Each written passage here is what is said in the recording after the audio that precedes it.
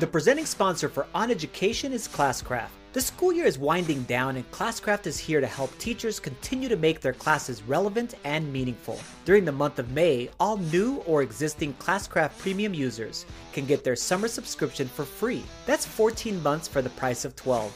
To take advantage of this deal and continue to inspire your students, simply visit classcraft.com/oneducation. If you tweet to me using the hashtag what's your backflip and you tell me what your backflip is, I promise to hold you accountable to that.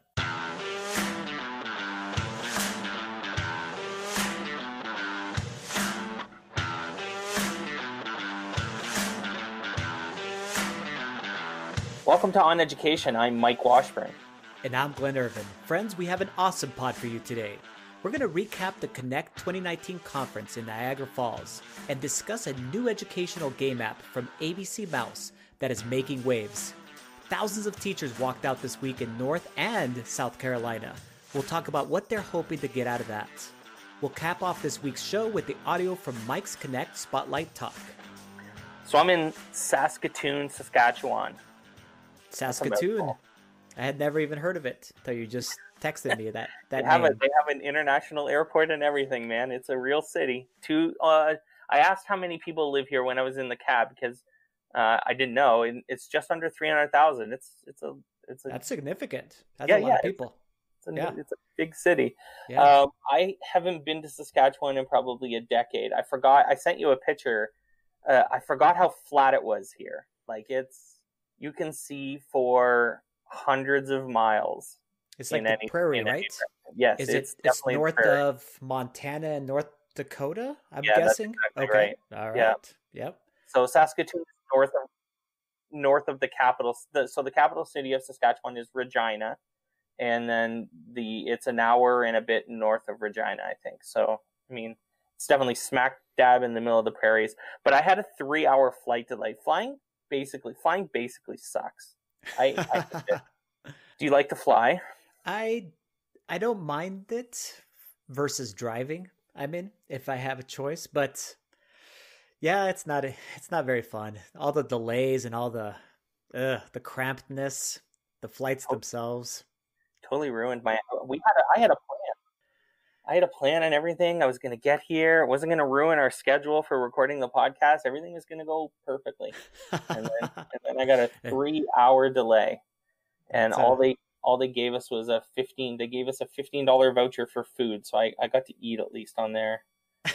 Hey, they gave you something. That's good. I guess.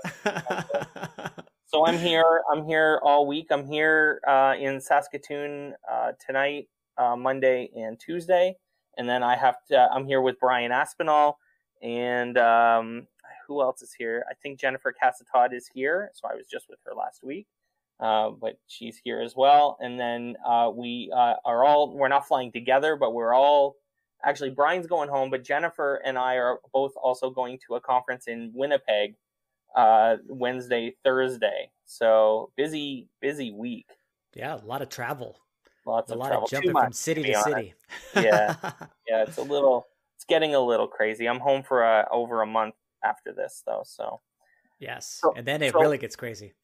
yeah, then June's a gong show, so yes. We won't talk about June yet. I'm not ready for it.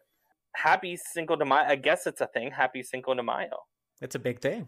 It's actually funny because it's actually a bigger thing in the United States than it is in Mexico, even though the celebration is it's not Mexican Independence Day for anybody out there that probably already knows that. I didn't know that. That would be the 16th of September, 16 de septiembre. That's the Independence Day of Mexico.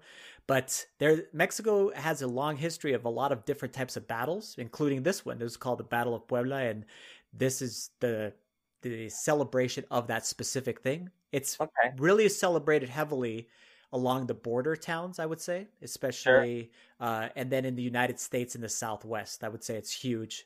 Texas, Arizona, California, Colorado, any states that border Mexico, you're gonna definitely see that there's more celebrations there. But a lot of people don't even know what they're celebrating, so it's interesting too. Well, the only thing I've ever associated with Cinco de Mayo is drinking. Yes, so that's the bad part. I mean, that's the bad association with it. So, Yes. So yeah, hopefully some people actually go out there and look up what it actually is and what it means. And it's really just a celebration of a battle that took place, and that eventual war was actually lost by Mexico. So it was just this one specific battle. Which war? It's called the Battle of Puebla. It was No, a but French war French is it? and Mexican war. Yes. Okay. The French Napoleon. Yes. Really? Yes, yes. So That there Napoleon you go. Napoleon's a troublemaker. Yes. Big time.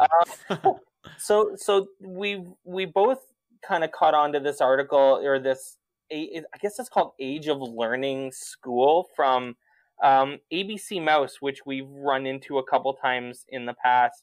And they've been making waves this week in the media, at least in the educational media, with, a big, obviously a huge investment, $100 million, Yes. which is, a That's gigantic amount of ridiculous. money. Yes. So listen, if you're putting about $100 million into a games-based learning thing, it sure as hell better be good. So, It what do you says think? it's What do you going think to be about that? amazing. They say it's going to be amazing. We'll see. We'd What are actually like to some of try the- it out. What are You some know? of the features in this that you saw that you were kind of interested in? Yeah, number one is who's backing it, which is ABC Mouse. And if you don't know this already, they are humongous. I mean, just their user base. I think they say they have 20 million kids on their app. And so this specific app is a multiplayer online game for elementary and supposedly middle school age students in a variety of subject areas. It doesn't give a lot of details about how you'd actually play it or how it would actually work, and whether it's role playing or what kind of game based elements it actually has on it. It says that you can customize your avatars. And it says that there's live chat, which can be scary to some people. And I don't want to be down on it, but it says it's a fully explorable open world. So I'm hoping it's something more closer to Final Fantasy, as you guys are playing that kind of game, or a Zelda, than something else that's, a typical educational app, which would be just not that good, not a good game to play. And that's really what you need. You need the game to be really compelling, and then the learning is embedded inside of it. So if you don't have that, we know it's not going to work, and and their $100 million is going to go down the drain. So hopefully they had some people really look into compelling games, open world games, and say, how can we make this amazing, So the avatars from this screenshot that I'm looking at, it looks a lot like PlayStation Home, if you remember that, or like Sure.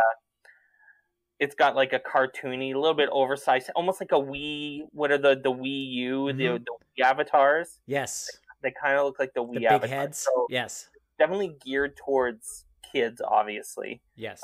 There is a subscription, which Yeah. is how they plan on making money. At least it says, looks like $9.99 a month, so $10 a month For parents to pay.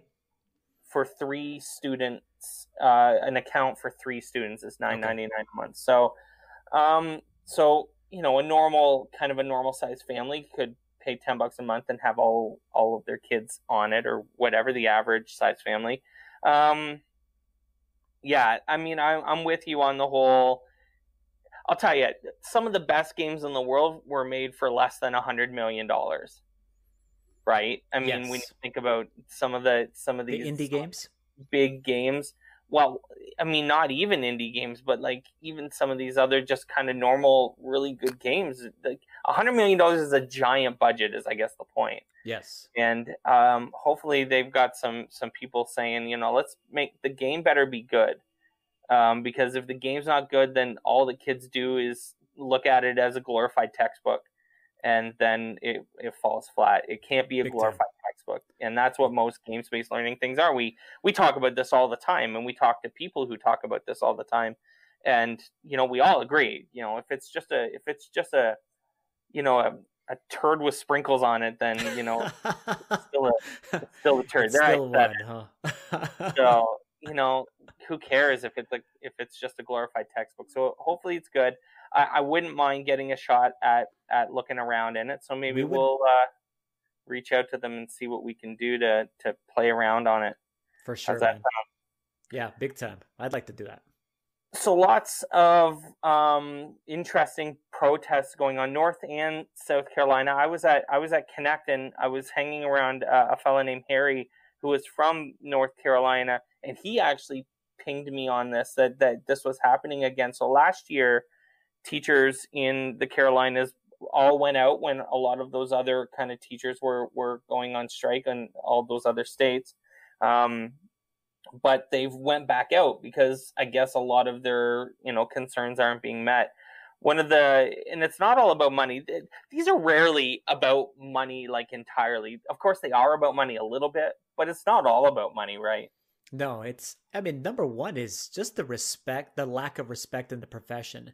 And that includes salary, but it can also include just basically a bunch of other types of things, classroom size that we talk about, the state of the schools themselves. So, what condition are our buildings in, just how much investment is being put into education in general. And then that trickles down to your educators who just basically see it as just a lack of respect for the profession itself. And one of the there's two super interesting points, especially in the South Carolina, kind of the statement that they made. They said that they were concerned specifically about retaliation against teachers who are making public policy comments. So these are teachers who are speaking out, who are making their voices heard, who are saying, we've had enough of this, and getting maybe on the news or in an interview or in the paper, or maybe some of these teachers have a large platform on Twitter or somewhere, and being retaliated against by lawmakers in various ways, or being singled out by lawmakers in various ways. This is obviously not good at all. I mean, it's dangerous when you start retaliating against people who are exercising their civic rights to protest, right? Absolutely. Yes. And I mean, that is the whole point, is we're going to get together. We're going to show our voices that something is not the way that it should be. And we should be allowed to go ahead and do that as educators. And we shouldn't have to worry about, somebody coming back and retaliating against us, or maybe us losing our jobs because we actually spoke up. The other one that I find is super interesting in all of this is kind of ironic and a little bit frustrating, is that they're pointing out that there's a huge need for mental health counselors. And that's kind of one of the main reasons why, in particular, the South Carolina group went out, is citing that there is no focus on mental health in our schools. And the irony, obviously, is that we have all of these these issues with guns in schools and school attacks and stuff like that. And when we bring up guns, they say, we shouldn't be focusing on the guns. Let's focus on mental health.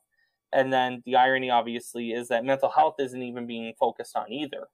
Yes. So, I mean, we have a big problem where not only do some of these kind of right-ish or right-wing governments, not only do they not want to talk about the guns, but they also don't want to support funding, what they say, and which most people agree is a major contributing problem to the attacks, which is mental health.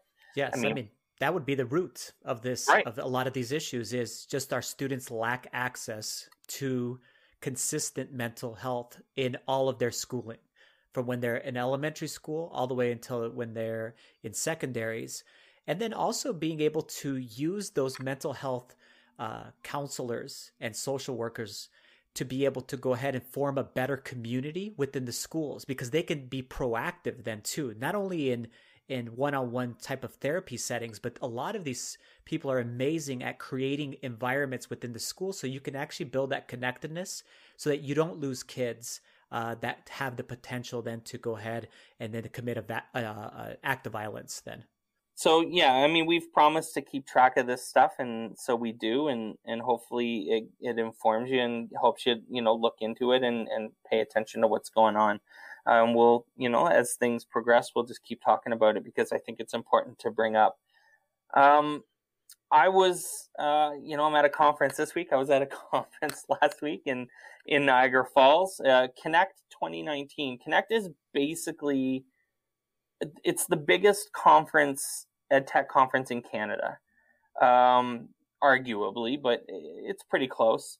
Not as big as FETC, but still a pretty big conference. And I was there from Tuesday to Thursday, and had an awesome time.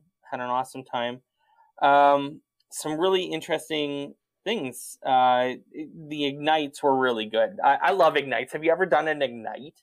Do you know what things are? Yes, it's like the condensed, shorter speech, right? Like a 5-minute or 10-minute speech. Right. So first off, I don't think I could ever do an Ignite. I might give it a shot one time, but man, oh man, these Ignites were really good. I love how to the point they are. Yes. So we had some friends who have been on the pod, and some other great people did Ignites. Jen Giffen, Jennifer Cassatod did Ignites. Jonathan So, who I've never mentioned before, but he's a really great math instructional coach in Southern Ontario. He actually works with my wife a little bit. He's in the same school board as Cheryl.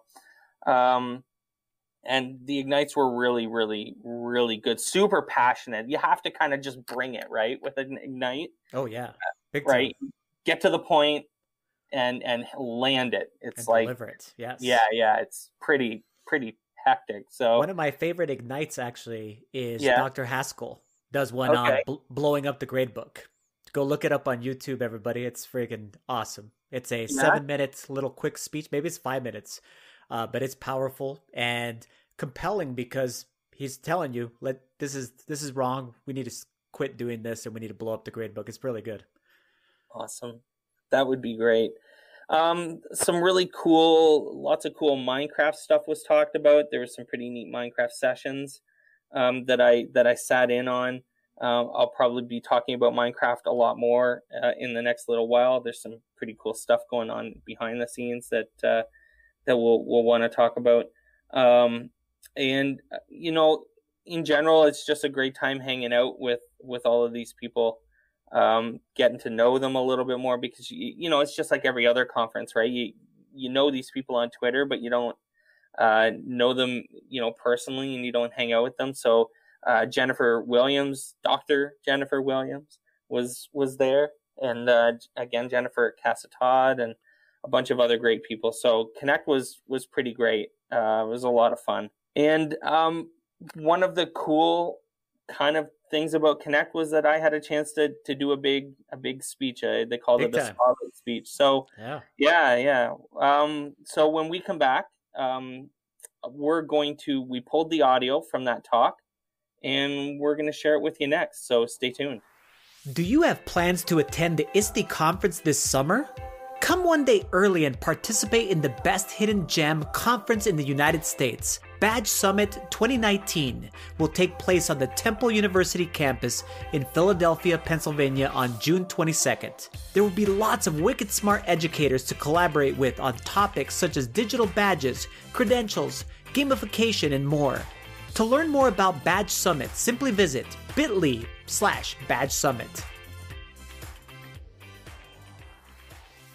I love conferences. I love them. I'm exhausted. I'm really tired right now. But I love conferences because I love gathering with friends and coworkers and learning from people. And I'll admit, some of you may not be willing to admit this. That's fine. It's cool. But we love maybe getting away from our classrooms a little bit. We love maybe getting away from housework and the day-to-day stuff. So I'm going to apologize to the parents in the room, because I'm going to bring you back home for a few minutes, or at least if you have young kids, I'm going to bring you back home for a few minutes at least. Because I want to talk about the genesis, the spark, what gave me the idea for what I'm going to talk about today. It wasn't inspired by family or friends or anything like that, even though obviously I love my family and my friends. And it wasn't inspired by my job, even though I love my job. It wasn't inspired by a trip or a vacation or anything like that. It was actually inspired by Paw Patrol.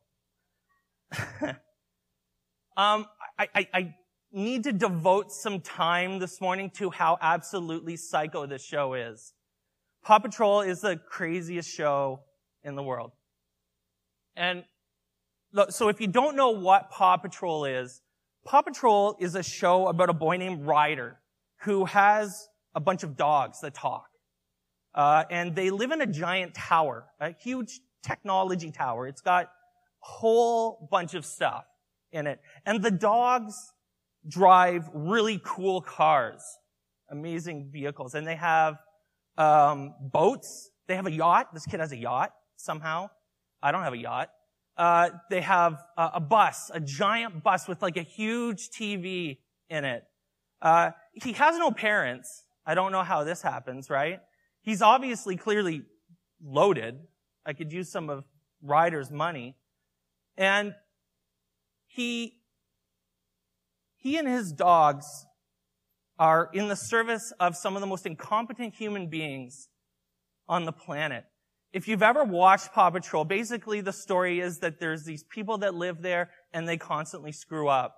They're constantly doing the most ridiculous things you've ever seen, and then the dogs go and save them because that's what the dogs do. Paw Patrol is the craziest show I've ever seen. And so I'm sitting there watching Paw Patrol with I have a 3-year-old son, Jacob. And we're under his Paw Patrol blanket and we're kind of lying on his Paw Patrol pillow. It's a rabbit hole, folks. If you're about to have young kids, don't do it. Don't go down the Paw Patrol rabbit hole. It's a trap. So we're sitting there, and all I'm thinking about, to be honest, is how awesome kids shows were when I was a kid. That's all I was thinking about, right? How amazing kids shows were when I was growing up, and how terrible Paw Patrol is. Terrible Paw Patrol is.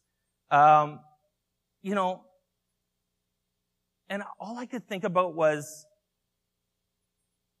that there's a lesson in this somewhere, though. I had this spark. I had this idea that, I'm thinking back to all of these cartoons and all of these characters.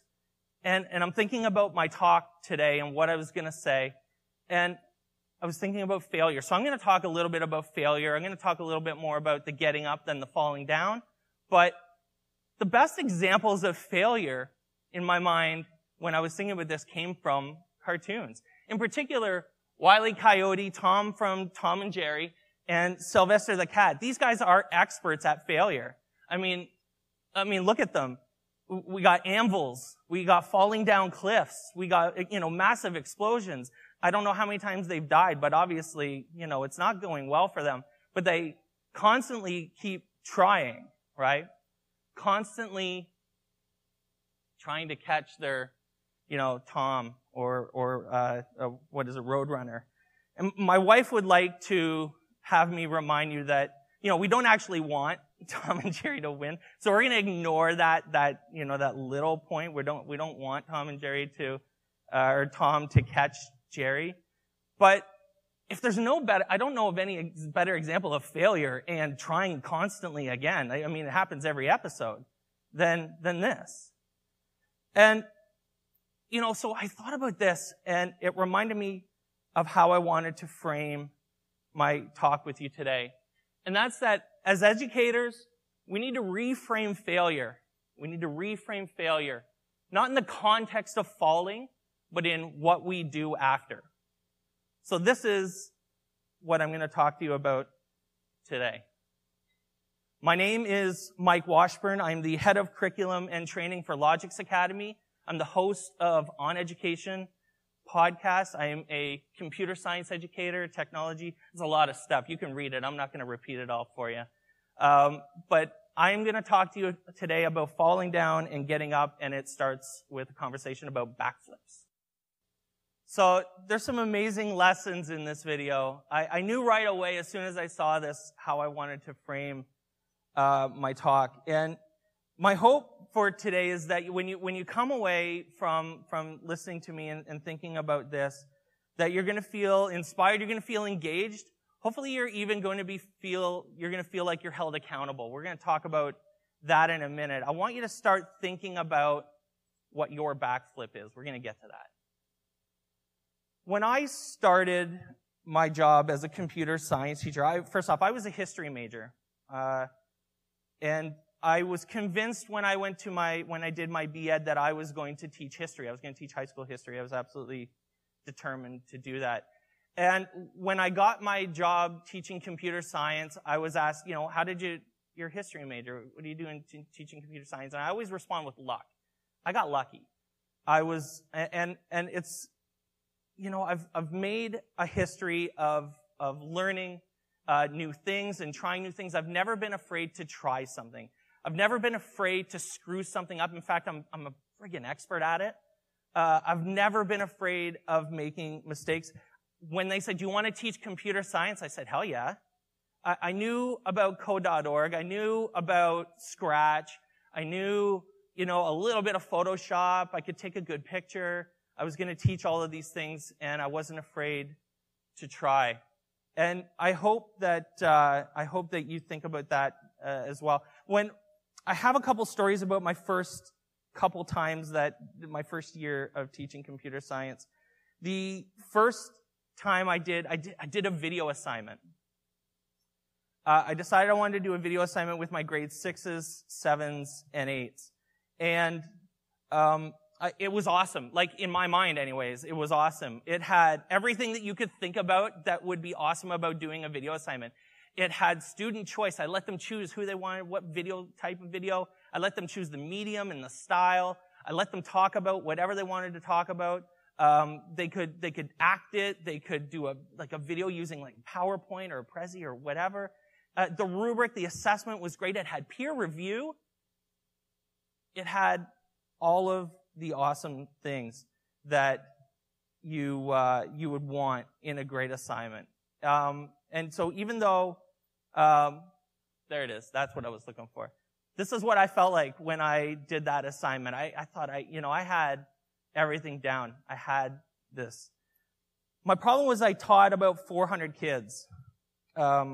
So when I do a video assignment for grades 6, 7s, and 8s, we're talking like about 200 videos that I had to then assess.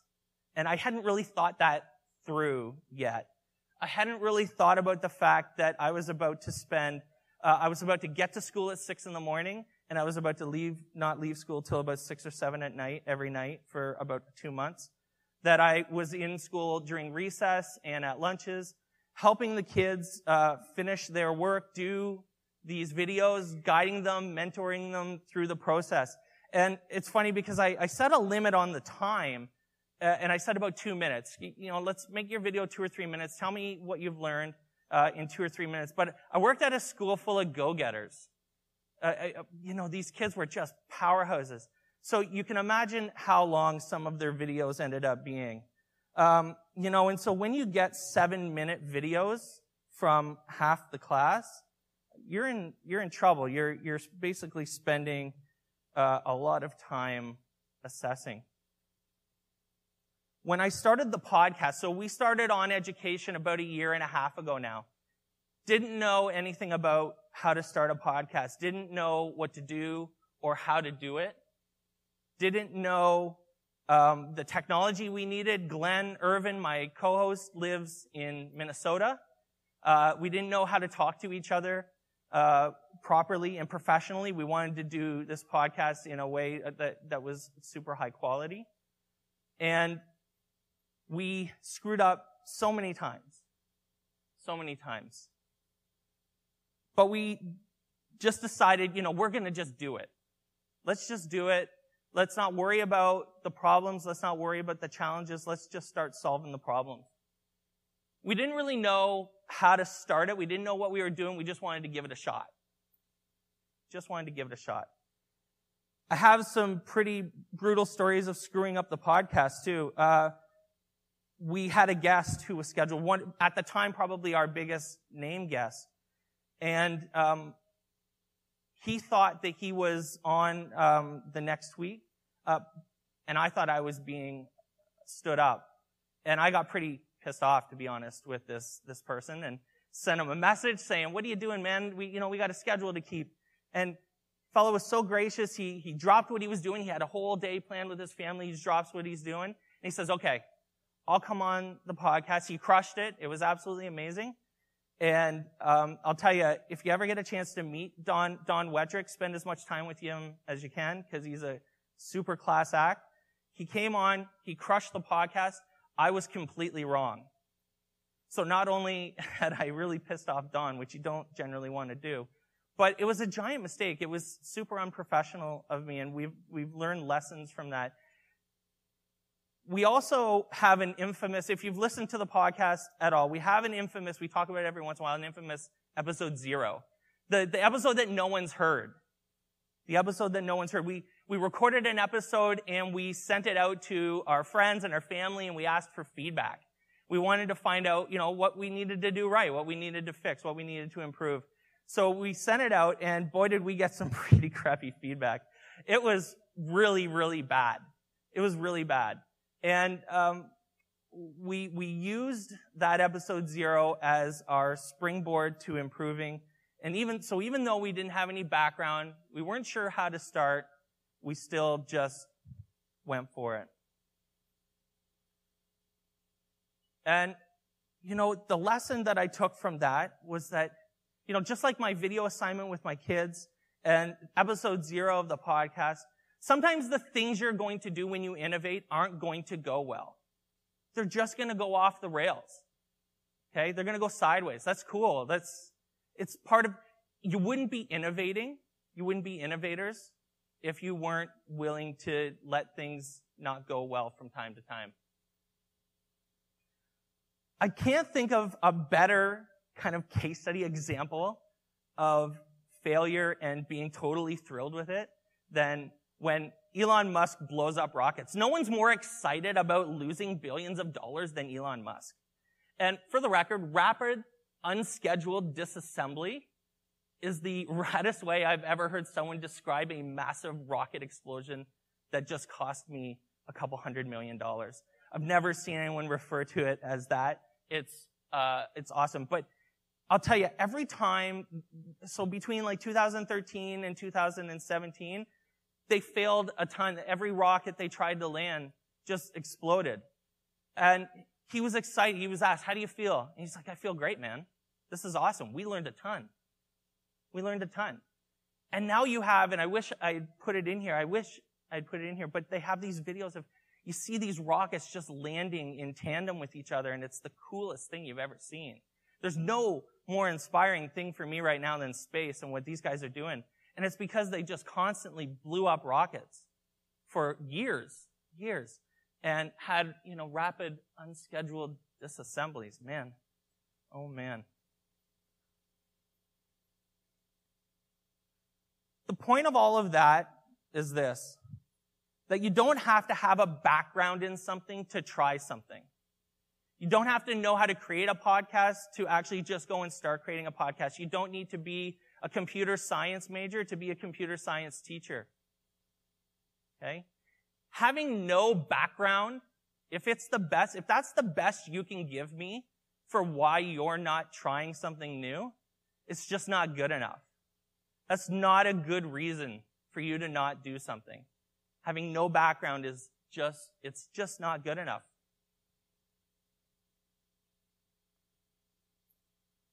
I get that teachers sometimes, I get this impulse because I feel like it a bit myself, when teachers feel like they're superheroes. How could you not feel like you're superheroes? You go to school every day and you're looked up to by all of these kids. They're inspired by you. You're teaching them new things. You're doing awesome stuff in your class. You're a superhero. You're a rock star to these kids. And I get that. I get that completely.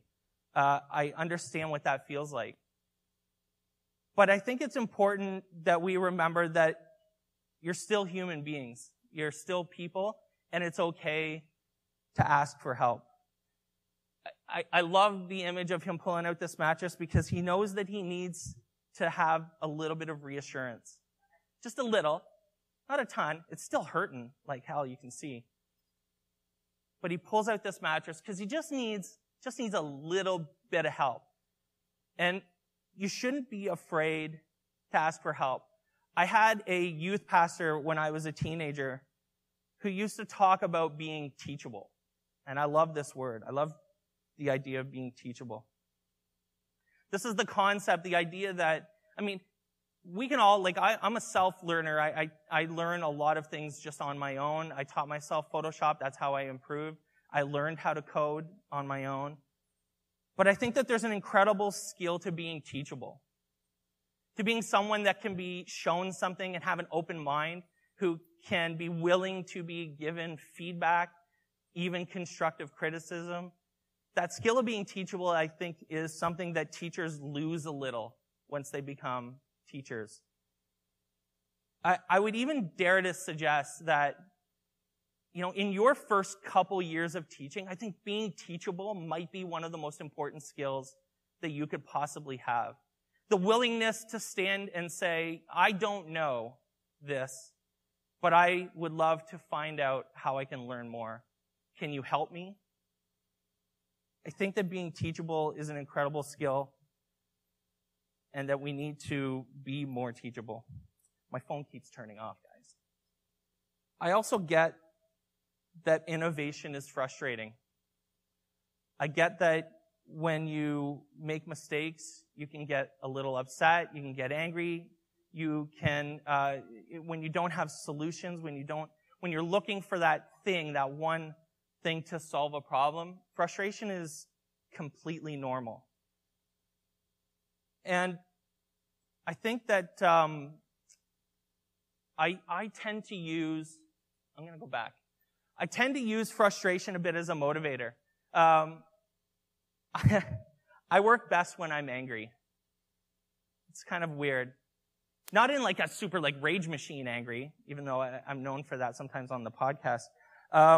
But in a way that I use it as motivation. I use it as the way to drive me. I'm not saying work angry all the time. Please don't do that. I don't think that that's a healthy way to go through your life, working constantly angry. But if you get frustrated, think about that. Recognize that you're frustrated and use that as a motivation to work hard, work harder. And to be honest, if you get too frustrated, don't be afraid to take breaks. I think that this is something that I've learned the most about myself in the last year and a half or so, that taking breaks is super valuable. I've actually learned a little bit about my best time to work through this idea of, when I'm working through something and I can't seem to get it, I can't seem to figure it out, I'm taking breaks. I'm stopping and I'm assessing, I'm reflecting, and I'm regrouping. And I've learned a little bit about when my best work time is for different things. And I think that that's a really important skill for people to get. I do a lot of writing now, and I found my best writing time is between 7 and 9 in the morning. So I focus on writing between 7 and 9 in the morning. I tend, if I try to shoehorn writing into the middle of the day, I don't do it very well. And I stutter and I fall and it just doesn't come out the way I want to. So I don't write in the middle of the day anymore. I don't do blog posts or anything like that at 3 p.m. I also find that I have a highly creative time. I have a time in the day when I can pull up Photoshop and just do exactly what I've been thinking about doing for a week and just knock it out. And that's generally between 8 and 9 or 10 at night. I find that I'm doing some of my best work. My coworker Rami's here, and I always send him text messages at 10 o'clock at night. Check out this Photoshop thing I just did. Because that's when I'm doing Photoshop. I'm doing my creative work at 10 o'clock at night. I think it's a super important thing to find your times. Find the times that you do your best work and focus on doing it during those times. It's okay to take breaks. It's okay to pause and reflect. But in the end, I think that it's super important to get back after it, to go back and start working again. One of the other things I'm learning a lot about myself over the last year is how bad I have always been at doing things. I have really good ideas, and I'll start them, and then I won't finish them. I don't know if anyone else is like that, but I seem to have a lot of ideas in my head about things that I want to do, things that I'm dying to do. At one point, I wrote a Medium post about how I was going to make a video game about being a teacher. That's just one. That's just one. I got like so many other ones. Can you imagine, first off, a video game of being a teacher? It'd be a disaster. Or awesome. I don't know. But see, my point is that I never finished it. And so I've been thinking about this a lot. I've been thinking about this in my own life. I mean, the podcast is the best thing I've ever done in my life. And I think it's because I'm working through this myself.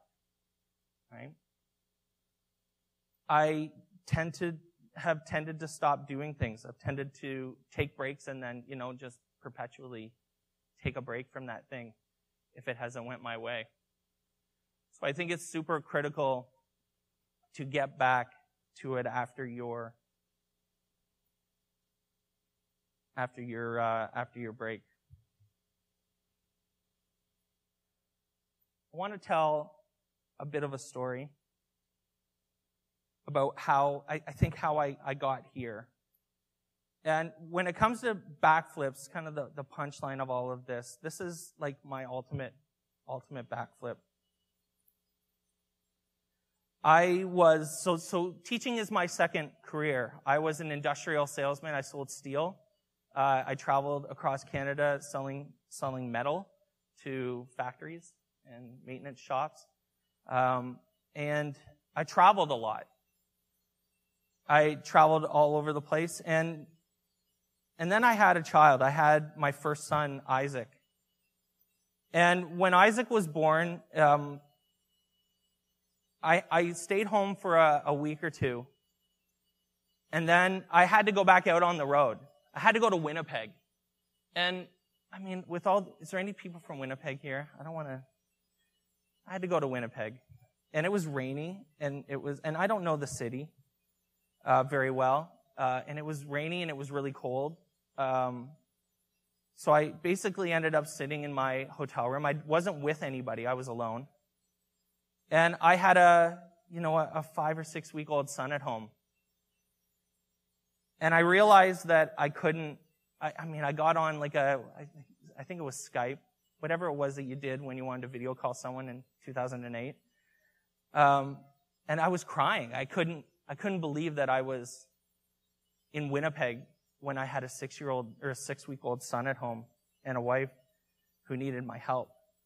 And I realized I couldn't do it anymore. I couldn't travel like that. I couldn't be so separated from them, especially at this super important time. So I decided to quit. I decided to stop doing that. I'd always loved training and helping people when they started working with me. So I decided, my wife and we started making plans for me to become a teacher. So I left my job. I worked retail while I went back to school. I got my Bachelor of Arts and Science, and I got my Bachelor of Education. And I worked 30 to 40 hours a week the whole time I was doing it. I had to. I still had to help put food on the table. I still had to help pay the bills, and we couldn't afford to get loans because it's just dangerous. It was a really hard decision to make, but I don't think I would be here. Obviously, I wouldn't be here if I hadn't have done that. If I hadn't have went to Winnipeg and then decided I couldn't be in Winnipeg anymore. I couldn't be so separated from my family.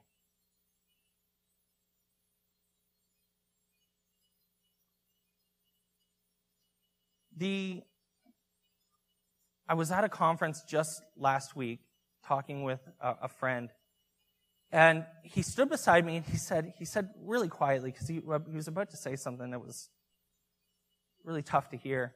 He said, people come to conferences all the time, and they sit in sessions and they go to keynotes, and they get really inspired. They get pumped. They're psyched. They go home, or they're there and they talk about it at night. They go out for dinner and they're talking about all the rad things they're going to do when they get back to school, and then they go back to school and they don't do much of any of that at all.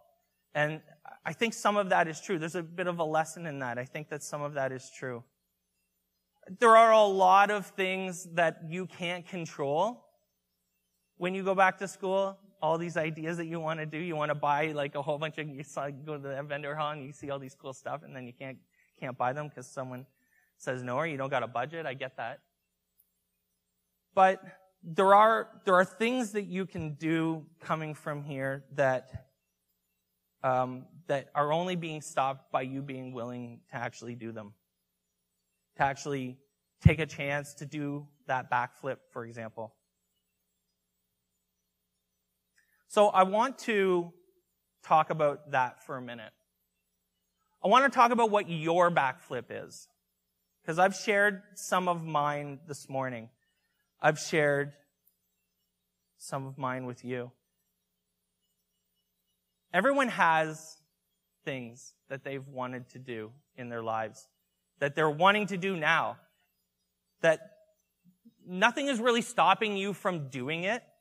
You may have used that, I have no background in this. You may have used that excuse at some point. And it doesn't have to be professional. It could be personal. I'll share with you. I mean, I need to lose weight. Right? Nothing's stopping me from losing weight. Nothing. Except for me. Nothing's stopping me from going and doing that. Okay? I mean, that's super personal, but I think that I would be a better teacher, I'd be a better educator if I lost weight. That's where I connect those things. I'd sleep better. I'd have more energy. That's a backflip for me. It's one that I haven't been willing to tackle yet. So what I want to know is what your backflips are. What are the things that you're stopping yourself from doing for absolutely no reason at all? I want you to be willing to be reflective a little bit.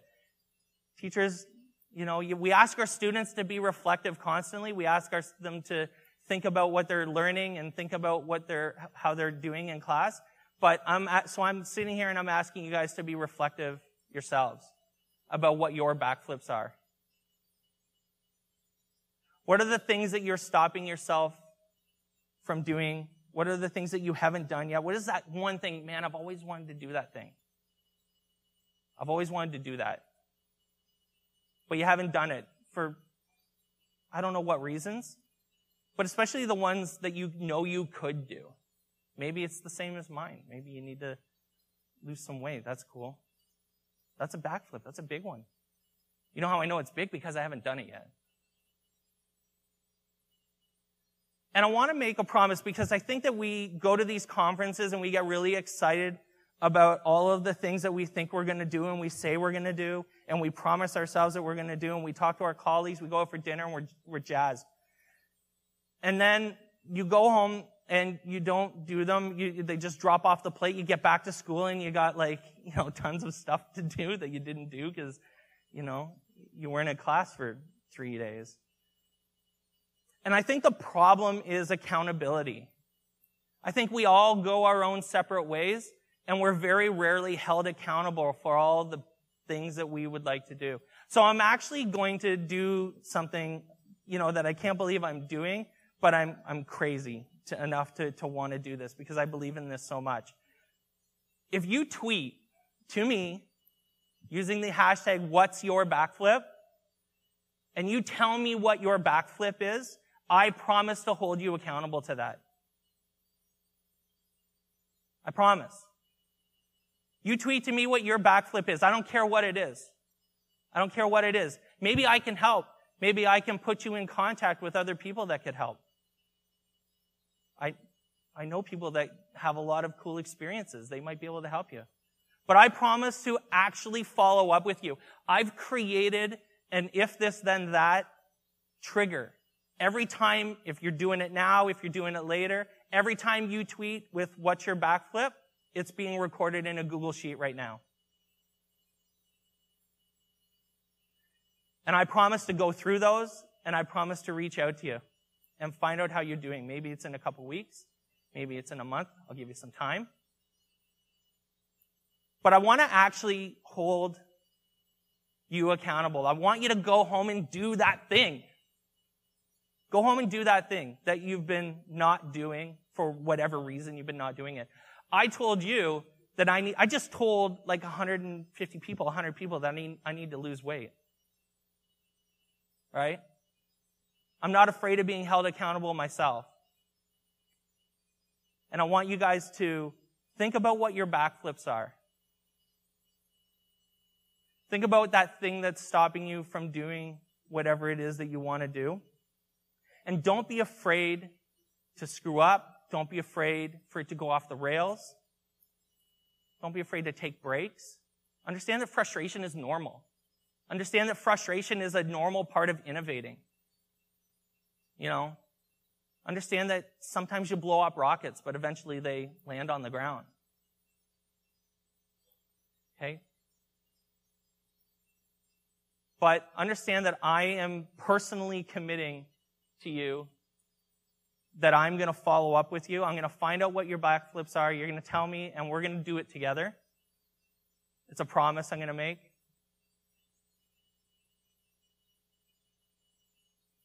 So I just want to say that this was another one of my backflips, if you hadn't guessed that already.